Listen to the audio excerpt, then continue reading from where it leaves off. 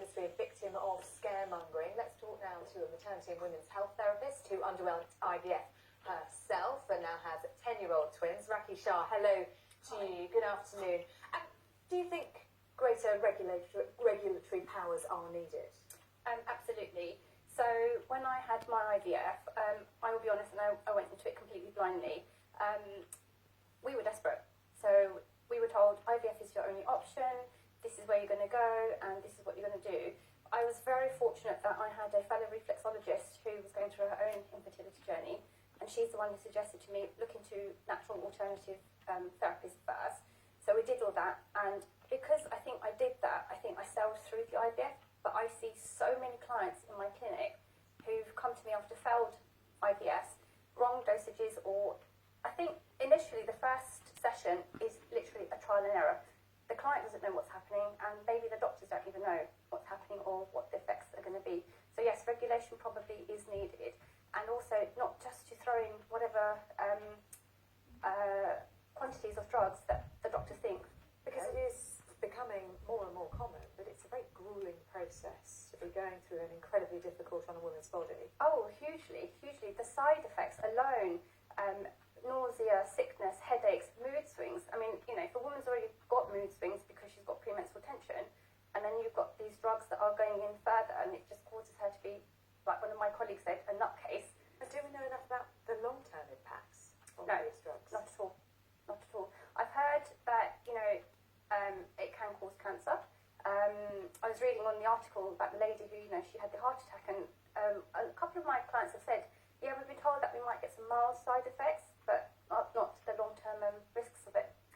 You said yourselves you were desperate at Yeah. the point at which you took IVF, and that is the case, isn't it? These are people at the most vulnerable, they are desperate, and if a medical professional says to you, this will give you your greatest chance of having a baby, you're going to take that, aren't you?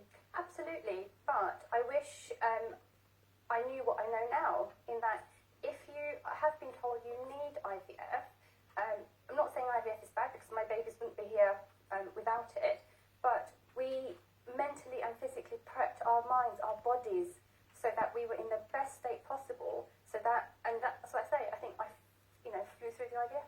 It's interesting you talk about the mental preparation as well as the physical, because I've had many friends who have been through the highs and the lows of IVF, and the lack of emotional support, Yes. the counselling there is also a factor here to be considered, isn't it? Hugely, especially if you are a couple who potentially has been told there's nothing wrong with you.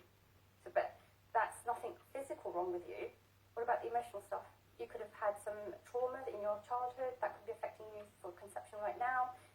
You could have witnessed some abuse, but none of that is dealt with. So the emotional support, I cannot emphasise enough, is so much needed through any stage of conception. We're also talking about huge sums of money here, aren't Yeah. we? And you get into the system and you're going through IVF and you're told you might need some more drugs, and let's try these. And every time the bill gets bigger and bigger.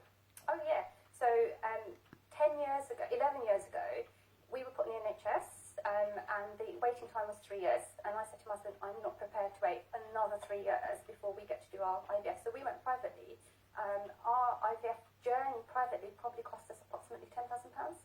That was 10 years ago. Yes, I've got clients who've spent 60, 80, 100,000 remortgage, lost things because of that desperation. And through no blame of the NHS, where they're cutting funding, private is the only option. So maybe other private clinics saying, oh, we can now charge whatever because the NHS is not going to help the client. In terms of success rates, how useful would more data collection on drugs, on dosages given, for example, be? Probably a greater deal, because if you've got someone who possesses some health issues, but they know that IVF is maybe the option that they have to go, they can value, they can decide, is this, you know, the best way forward? Is this going to work for me? Maybe the clinics can even say, look, we'll give you IVF, but on a longer protocol, but lesser dosages, so we can build it up on a slower stage, rather than let's just pump you full of drugs. Right now, you become ill, oh, really sorry, we've got to abandon your cycle because we can't progress any forward. Talked about the NHS, but 60%, the majority of cases are conducted privately. They are.